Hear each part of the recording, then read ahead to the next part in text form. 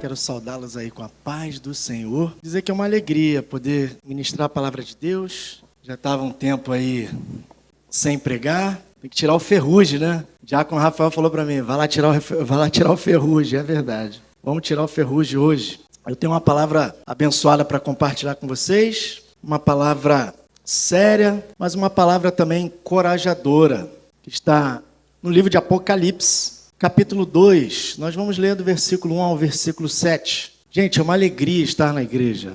É muito bom. Quando a gente está junto, reunido, ver a igreja assim, presente com o povo de Deus, é muito bom. A gente fica feliz, né? Porque nós estamos realmente onde nós devemos estar, que é junto com o povo de Deus, com o rebanho de Deus, o povo de Deus reunido aos domingos, pela manhã, à noite, quarta-feira. Às vezes a gente não tem noção e não percebe a importância de estar reunido como povo de Deus. Coisas grandes nas regiões celestiais acontecem quando o povo de Deus se reúne. A gente fala de batalha espiritual, mas existe uma batalha espiritual sendo disseminada muito distorcida em nossos dias. Mas os anjos estão aqui com a igreja. A mão de Deus está estendida sobre o povo de Deus. A Trindade está unida com o povo de Deus. Pai, Filho e Espírito Santo estão com a igreja. Essas verdades já são para nós motivos de grande alegria e para a gente dar importância a estar na igreja. Às vezes a gente está desanimado, mas a gente sai de casa pela fé, vem para a igreja de manhã e começa os louvores, um abraço do irmão, uma palavra encorajadora e a gente vai recebendo ânimo, a gente vai recebendo fortalecimento, encorajamento e a gente, quando sai, a gente chega àquela conclusão, que era a conclusão que a gente teria que ter chegado quando a gente titubeou antes de sair da nossa casa, que aqui era o lugar onde eu jamais deveria ter saído. Então talvez você esteja desanimado, esteja se sentindo desencorajado, às vezes com vontade de recuar. Não recue, valorize a igreja,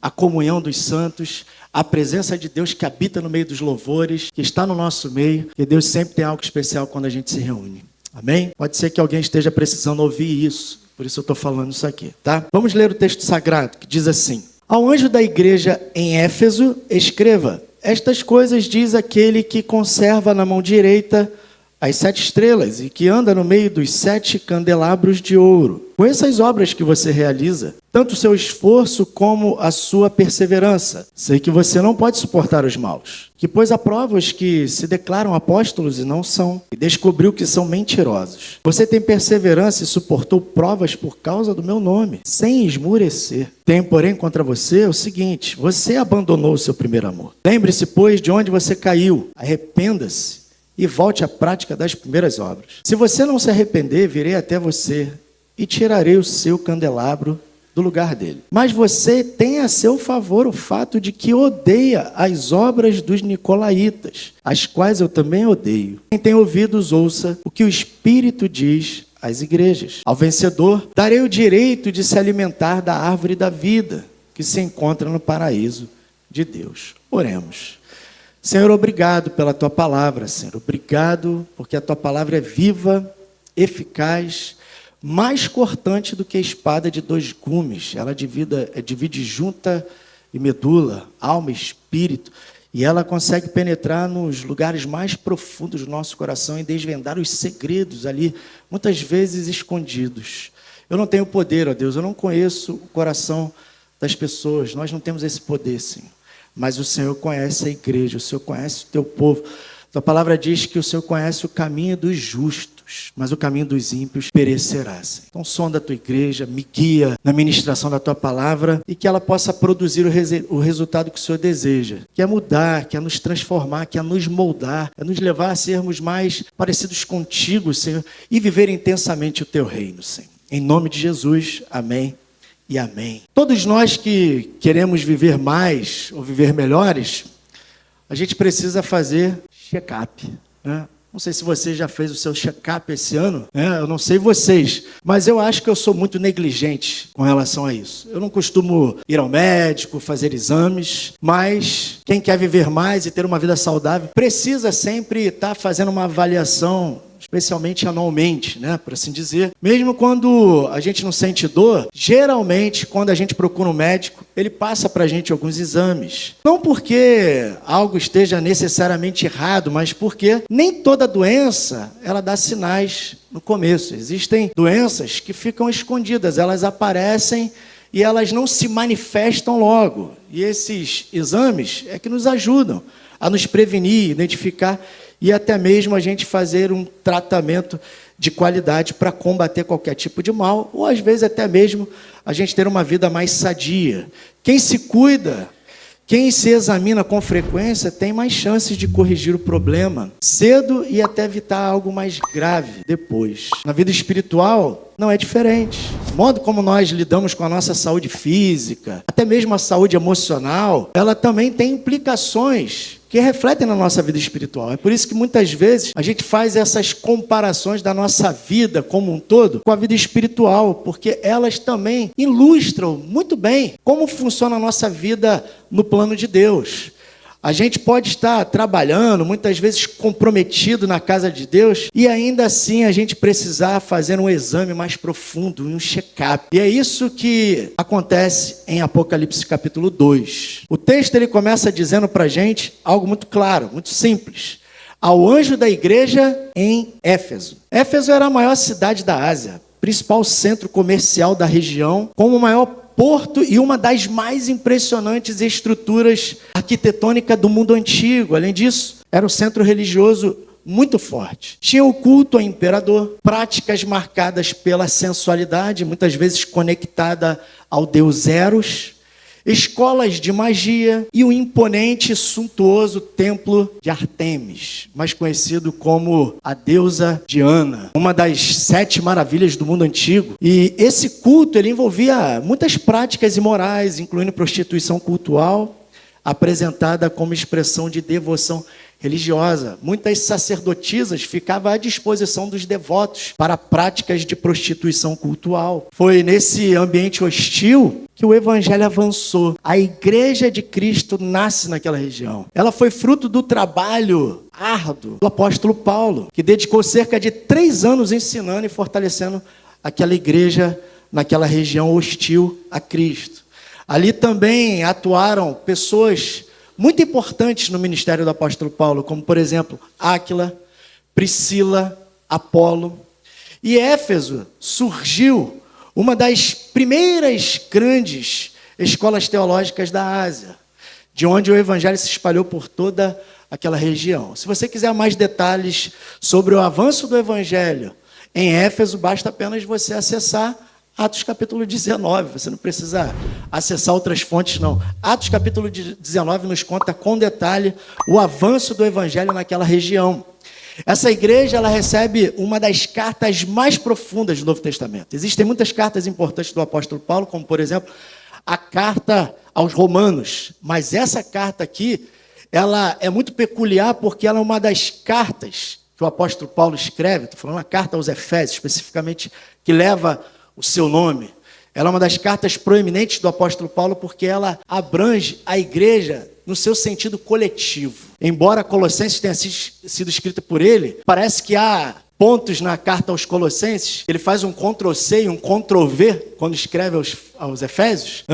Essa carta ela é muito especial porque ela abrange aspectos coletivos da igreja. Uma carta muito especial e valorizada pelos pais da igreja, pelos pré-reformadores e pelos reformadores. E ela foi pastoreada também por líderes muito próximos do apóstolo Paulo, homens da sua mais alta e elevada confiança, como por exemplo Tíquico e Timóteo. E mais tarde ela foi fortalecida pelo apóstolo João, que é conhecido como apóstolo do amor. Não é à toa que ele enfatiza muito isso, tanto no seu evangelho, como nas 3 principais cartas escritas pelo apóstolo João. E aqui a palavra de Jesus àquela igreja inclui a importância de viver e de voltar ao primeiro amor. É muito peculiar isso. Segundo a tradição da igreja, foi em Éfeso que João escreveu o seu evangelho e as suas cartas. E o impacto do evangelho naquela cidade foi tão forte que o comércio ligado à idolatria, a práticas imorais, ao ocultismo, entra em declínio. Só para vocês terem uma ideia, Atos capítulo 19 diz que livros de magias foram queimados e a palavra do Senhor se espalha por toda a Ásia. A obra ali, a missão foi bem sucedida e o nome do Senhor estava sendo glorificado e conhecido. Mas aqui está o ponto central.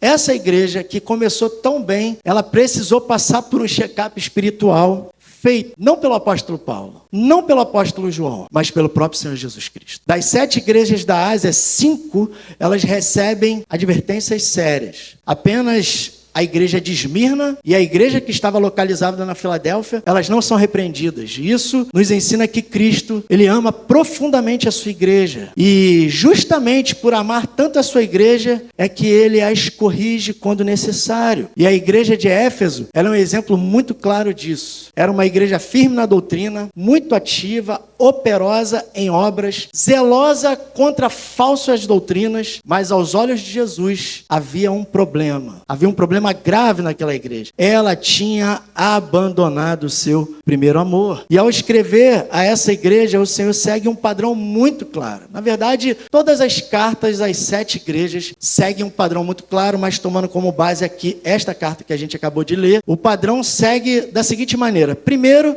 ele se apresenta, Jesus, como o autor da carta. Depois ele reconhece o que há de bom, fazendo elogios para a igreja. Em seguida, ele aponta o problema principal daquela igreja, que ele quer corrigir. E ele faz uma advertência séria. E por isso oferece um caminho de restauração, com um conselho e uma promessa de recompensa para os vencedores, ou por assim dizer, para os perseverantes na fé em Cristo. Meu irmão e minha irmã, uma igreja que persevera na doutrina, trabalha intensamente e resiste ao erro, ainda assim ela pode cair no erro de perder o mais importante. Ela pode cair na armadilha de perder o essencial. Por isso, a verdade que eu quero compartilhar com vocês hoje é que a igreja que persevera na verdade jamais deve abandonar o seu primeiro amor. A igreja que persevera na verdade jamais deve abandonar o seu primeiro amor, e por 3 grandes razões. E a primeira razão está no versículo 1, porque Cristo governa a igreja. Estas coisas diz aquele. É como diz o versículo 1. Essa expressão aqui aponta para o Cristo glorificado, como revelado no início do próprio livro de Apocalipse. O próprio Jesus já se revela na abertura do livro, dizendo que ele é aquele que nos ama, que nos libertou dos nossos pecados pelo seu sangue e nos constituiu reino e sacerdotes para Deus. Ele é aquele que é o alfa e o ômega, aquele que é, que era e que há de vir, o Todo-Poderoso. Aleluia, glória a Deus. Embora a carta ela seja dirigida ao anjo da igreja, é importante destacar que ela também visa e tem como alvo toda a comunidade. Não apenas o anjo, mas toda a comunidade, em todos os lugares e em todas as épocas. Nós entendemos isso quando a gente considera o que diz o último versículo, como ele se repete em cada uma das cartas, dizendo: quem tem ouvidos, ouça o que o Espírito diz às igrejas.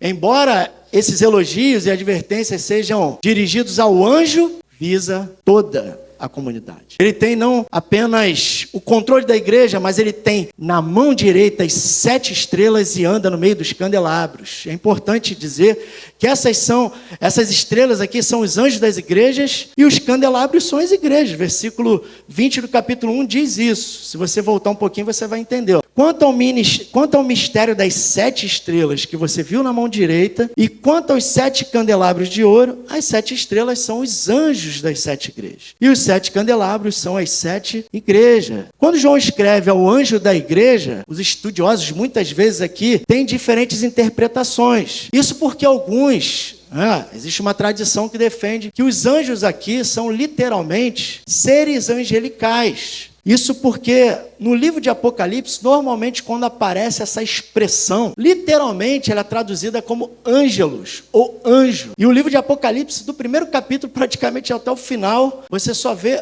anjos. E os anjos se aparecem aqui se apresentando como seres angelicais. Eu tenho dificuldade de seguir essa linha de pensamento. Por quê? Seria muito difícil você fazer esse tipo de interpretação, considerando que, se for realmente um ser angelical para quem foi dirigida essa carta, para quem foi lida, esse anjo aqui ele teria que receberam os elogios de boas obras, de esforço, de combater falsas doutrinas e até mesmo a necessidade deles se arrependerem e voltar à prática das primeiras obras.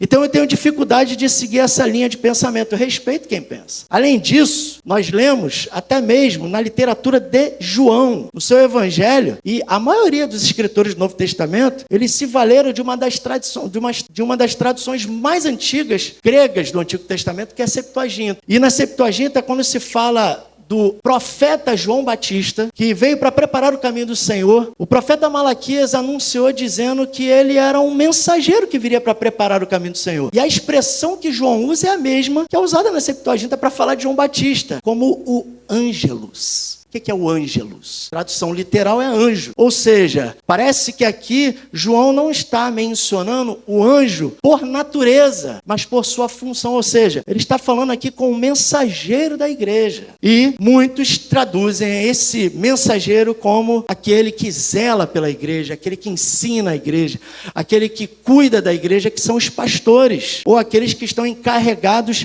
de cuidar da igreja, de instruir a igreja, de abençoar a igreja e de representar a igreja no plano de Deus, plano espiritual. Então, seja qual for a leitura, o ponto central aqui é que Cristo ele se dirige à igreja por meio de um mensageiro dos seus servos que está sob a sua autoridade. E ele anda no meio da igreja. Quando diz que ele anda no meio da igreja, isso não apenas mostra o seu controle, mas que ele está examinando o povo de Deus, chamado para refletir a luz de Cristo em um mundo mergulhado em trevas. Meu irmão e minha irmã, Cristo não está distante de nós. Ele caminha no meio do seu povo, examinando as nossas obras, virtudes e até mesmo as nossas falhas. Isso tira de nós aquela visão utilitária do pastor da igreja, ou dos pastores da igreja, ou dos trabalhadores da igreja, ou até mesmo da própria igreja, como se a igreja ela fosse um recurso para tirarmos proveitos, ou como se o pastor também fosse o capacho da igreja, com o qual a igreja pode tirar proveito, ou se aproveitar, olhar para ele como alguém que está aqui para atender os seus caprichos, muitas vezes egoístas e pessoais.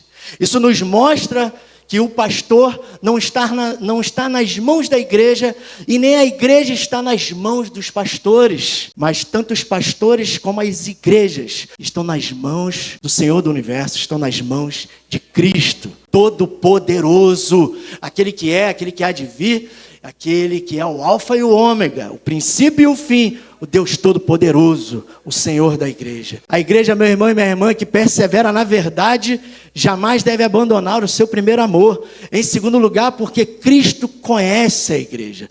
Versículo 2 e 3, vamos ler. Conheça as obras que você realiza, tanto o seu esforço como a sua perseverança. Sei que você não pode suportar os maus e que pôs à prova os que se declaram apóstolos e não são, e descobriu que são mentirosos. Você tem perseverança, suportou provas por causa do meu nome, sem esmurecer. Ele conhece as obras que a gente realiza. Desde o começo, aqueles irmãos eles tiveram que enfrentar muitas lutas, muitas provações por declararem publicamente a fé deles em Cristo. Não foi fácil ser igreja em Éfeso. Eles tiveram que lidar com conflitos internos, resistir às pressões do mundo ao redor deles, enfrentar perseguições vindas muitas vezes do paganismo. E além de tudo isso, ainda precisaram combater muitos perigos que estavam se levantando dentro da igreja, como os falsos mestres e os falsos apóstolos.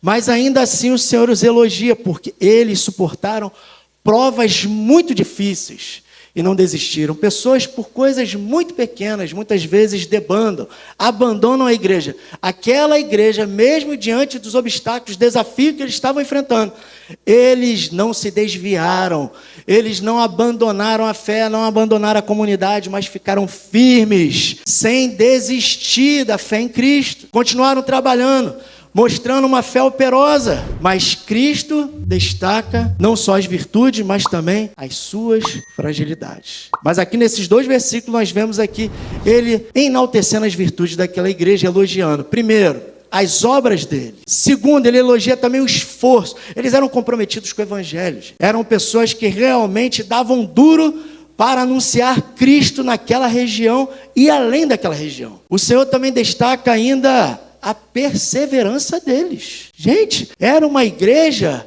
resiliente, no meio das provações, no meio das dificuldades. Perseverar é ser crente quando tudo conspira contra a gente. Até rimou, né? Isso é perseverar. Você não está sentindo nada, você não está ouvindo nada. Tudo parece conspirar contra você, contra a sua fé, contra a sua espiritualidade, mas ainda assim você fica firme, você continua perseverante, você continua constante. Eu gosto até dessa expressão para traduzir a palavra perseverança. Eles seguiram a Cristo em um contexto político, religioso e cultural muito hostil e continuaram constantes. Fiéis, pacientes, firmes e não recuaram. Um outro elogio aqui que chama a atenção é a firmeza contra os maus. Aqui não se trata de incrédulos, mas dos falsos mestres, que estavam tentando corromper a fé da igreja, minar a fé em Cristo por parte daqueles cristãos. Pessoas que estavam misturando o evangelho com misticismo, com filosofias humanas, levando muitos ao erro, à apostasia, alguns dando muita ênfase ao legalismo, outros se mostrando libertinos dentro da igreja. E é por isso que o Senhor elogia o fato deles terem colocado à prova os falsos apóstolos, aqueles que se achavam alguma coisa dentro da igreja e que poderiam competir com o colégio apostólico genuíno, mas que não eram apóstolos verdadeiros, eram fake dentro da igreja. Eles examinavam o ensino recebido e quando eles encontravam, identificavam alguma coisa que contrariava a sã doutrina, eles se posicionavam, rejeitavam e colocavam isso de maneira exposta para a comunidade, como o apóstolo João fez na primeira carta dele no capítulo 4. Mesmo em meio às tentações e provações, a igreja manteve fidelidade persistente a Cristo. E por fim, Jesus elogia a rejeição aos nicolaítas, que era um grupo, uma seita que se levantou também naquele contexto religioso que contradizia a graça de Deus, ou seja, a principal ênfase deles era usar a graça como desculpa para tolerar o pecado e a imoralidade dentro da igreja. Algo que o próprio Senhor Jesus diz que tinha a favor daquela igreja e que ele também odiava nos nicolaítas, né? Essa heresia ela já começava a aparecer nos dias de Paulo, quando alguns se achavam espiritualmente superiores e tentavam impor ideias que o evangelho não ensinava, enquanto muitas vezes afrouxavam exigências que eles mesmos não queriam cumprir. Dentro da igreja existe muito isso. Pessoas que são muito exigentes com a fé dos outros, elas exigem, impõem, querem que pessoas muitas vezes sejam corretas demais, mas elas mesmas não se garantem. Elas mesmas não conseguem ser corretas como elas querem que os outros sejam. Isso também é um problema em pleno século 21. Mas os cristãos de Éfeso descobriram essas armadilhas, perceberam esse engano e eles rejeitaram esse ensino de maneira firme, na verdade. E isso agradou o Senhor da igreja. Todavia, Cristo não só valoriza uma igreja fiel, zelosa e perseverante. Cristo, ele reconhece as virtudes, mas ele também chama a atenção para algo que muitas vezes passa despercebido na igreja. Ele chama a nossa atenção para algo essencial. Meu irmão e minha irmã, a igreja perseverante, na verdade, deve levar em consideração o seu primeiro amor, porque Cristo corrige a igreja. Versículo 4 ao versículo 7, vamos ler. Tenho, porém, contra você o seguinte: você abandonou o seu primeiro amor. Lembre-se, pois, de onde você caiu. Arrependa-se e volte à prática das primeiras obras. Se você não se arrepender, virei até você e tirarei o seu candelabro do seu lugar, ou do lugar dele.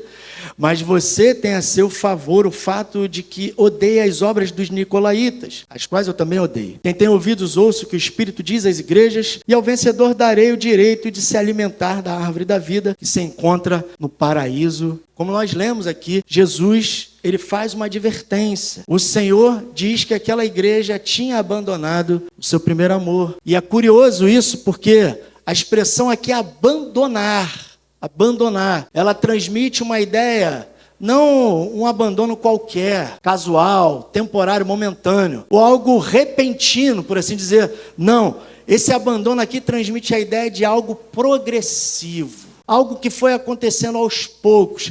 Eles estavam ativos, operosos em obras, trabalhando, combatendo as heresias, mas aos poucos, de maneira sutil, aquela igreja foi secando. ela foi perdendo o essencial, ela foi perdendo o seu entusiasmo, ela foi perdendo o seu brilho, ela passou a viver no automático.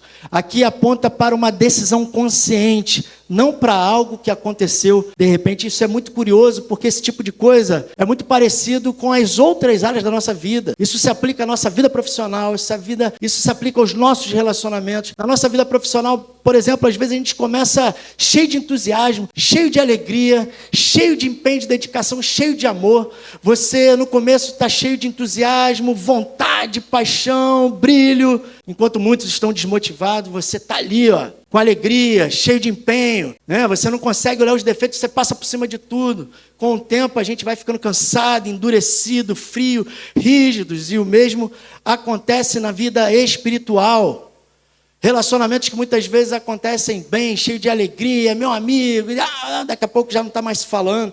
Isso acontece em todas as áreas da vida, inclusive na vida espiritual. No início a gente quer estar em todos os cultos, participar das reuniões, orar, servir, nos envolver, falar de Cristo para todo mundo. A gente quer que todo mundo seja salvo, a nossa família. A gente quer que todo mundo venha para a nossa igreja, ouça a palavra de Deus, tudo novo, tudo vivo. Mas com o passar do tempo, o cansaço, as frustrações, as decepções, elas vão tomando lugar no coração da gente. Isso não acontece da noite para o dia, meu irmão, minha irmã. Isso vai acontecer de maneira progressiva, sem perceber. O entusiasmo vai diminuindo e o amor começa a esfriar. Isso chama atenção porque Paulo, ele tinha se alegrado ao ouvir falar do amor dos Efésios por todos os santos. Ele orou para que eles fossem firmados no amor e os exortou a viver em amor, assim como Cristo os amou. Você pega a carta de Paulo escrita anos antes desse estado espiritual da igreja, e você vai ver que a carta aos Efésios começa falando de amor, continua falando de amor, e termina ali falando de amor, com uma ênfase no amor por todos os santos, para eles continuarem firmados nesse amor. Mas agora, a igreja que tinha sido elogiada por Paulo, agora João denuncia a sua falta de amor. A igreja que deixou de amar é a igreja de Apocalipse 2. Por isso o Senhor faz 3 exortações muito claras, descritas aqui em 3 simples verbos. Primeiro, ele diz: lembra-te de onde caiu. Segundo, arrependa-se. Terceiro, volte à prática das primeiras obras. Facinho gravar. Lembrar, se arrepender e voltar. Lembrar, é preciso olhar para trás e reconhecer em que momento o amor começou a esfriar. A gente precisa lembrar que não só do que nos anima, mas também de onde a gente erra, onde a gente para de amar, e a gente precisa recomeçar desse ponto. E ao se arrepender, ele está nos chamando a mudar a nossa maneira de pensar. Porque a nossa consciência, ela também fica cauterizada, ela fica insensível. Por isso a necessidade muitas vezes da gente se arrepender. E arrependimento é isso, é mudança de pensamento, mudança de sentimento e mudança de atitude. É por isso que a conversão, ela leva 2 expressões gregas que significa fé e arrependimento. Não basta apenas você saber que errou, mas você tem que mudar a sua direção. Se você estava indo na direção do pecado, daquilo que te afasta de Deus e da igreja de Deus, e de uma vida motivada pelo amor de Deus, você precisa agora também se voltar para Deus, virar as costas para o pecado e seguir na direção planejada por Deus para a nossa vida. Arrependimento é isso, abandonar aquilo que fez o amor esfriar e voltar à prática das primeiras obras. Eles tinham obras, mas eles precisavam voltar à prática das primeiras obras, ou seja, todo o esforço empreendido, toda a labuta, todo o sacrifício dedicado na igreja de Deus e no combate às heresias, com resiliência, precisava ser motivado pelo amor. Tem de haver amor genuíno. E ele diz que se não removerei o seu candelabro, isso não significa perder a salvação, mas que ele tomaria medidas mais duras. Uma igreja, ela pode estar ativa, mas perder o seu brilho, a motivação certa e viver vazia em sua espiritualidade. Meu irmão e minha irmã, infelizmente a igreja de Éfeso deixou de brilhar. Essa advertência é para nós hoje. Não podemos cair nessa armadilha. Não podemos perder um amor genuíno, nem o entusiasmo, nem o brilho que Cristo quer ver em sua igreja. Vamos trabalhar. Vamos combater as falsas doutrinas. Sejamos mais resilientes nas lutas, mas não vamos perder o brilho, irmãos. Vamos continuar manifestando um amor genuíno, com entusiasmo. Vamos nos empenhar, mas com essa alegria, com esse entusiasmo pela obra de Deus. Vamos frequentar os cultos, vamos orar, vamos participar das atividades, vamos estar juntos, empenhados, nos dedicar. Você que de repente teve decepções na sua jornada, passou por momentos difíceis e hoje se sente desanimado, ouça o que Jesus está falando à sua igreja. Se levante, lembra de onde o amor começou a esfriar. Se levante e volte à prática das primeiras obras em nome de Jesus. O Senhor encerra essa carta dando um conselho e uma promessa. Primeiro conselho, ouça o Espírito. Nossos pais costumavam dizer para a gente o quê? Toda vez que a gente cometia um erro, a gente falhava, eu tinha dificuldade às vezes de entender que a gente precisava tomar tenência, né? A gente falava, toma tenência, menino. Às vezes a mãe falava assim, a vontade às vezes de abrir a tua cabeça, enfiar aí essas palavras. Porque nós, por natureza, nós somos teimosos. Nós, às vezes, ouvimos um conselho, alguma advertência, ou até mesmo um chamado para mudar, para tomar decisões melhores, ou até mesmo para procurar um médico, fazer um check-up, sermos mais saudáveis. Às vezes entra por aqui e sai por aqui, né? Mas nós precisamos ter ouvidos de ouvir, ouvidos espirituais, que ouve o que o Espírito diz às igrejas. Em segundo lugar, ele faz uma promessa. Ao ouvir o que o Espírito diz às igrejas, e responder com fé e obediência ao chamado de Jesus para voltar ao primeiro amor, ele promete acesso à árvore da vida. Ao vencedor darei o direito de se alimentar da árvore da vida, que se encontra no paraíso de Deus. É importante ressaltar que essa recompensa não é para os nossos méritos. É óbvio que acesso à árvore da vida não é uma recompensa pelo esforço da gente, porque eles já tinham esforço, eles tinham trabalho. É pelos méritos de Cristo. É uma oportunidade que Ele nos dá de responder com fé e arrependimento o chamado para voltar à prática das primeiras obras. Voltar a trabalhar, mas pelo motivo certo. Porque a igreja que persevera na verdade jamais deve abandonar o seu primeiro amor. A igreja de Éfeso tinha muitas virtudes, mas perdeu o seu primeiro amor. Por isso eu termino dizendo que nós devemos o quê? Copiar a fidelidade daquela igreja, o empenho, as virtudes daquela igreja. Porque Jesus gostava daquelas virtudes. Mas nós precisamos manter o zelo pela verdade, mas servir com amor genuíno e devoção. E eu termino aqui dizendo as palavras escritas por Inácio de Antioquia, que também escreveu a igreja de Éfeso, no início do segundo século da era cristã. Ele escreveu aquela igreja dizendo: o princípio da vida é a fé e o fim é o amor. Para ele, onde o amor se perde, a vida da igreja se esvazia. Portanto, meu irmão e minha irmã, que continuemos trabalhando, que continuemos nos envolvendo. E aqueles que estão frios, estão se sentindo desanimados, vazios, ano está começando. O Senhor quer te encorajar hoje a se levantar em nome de Jesus, para trabalhar mais motivado por esse amor genuíno, para viver uma vida cheia de entusiasmo, cheia de brilho para a glória do nome do Senhor. Amém? Feche seus olhos, chamar os músicos.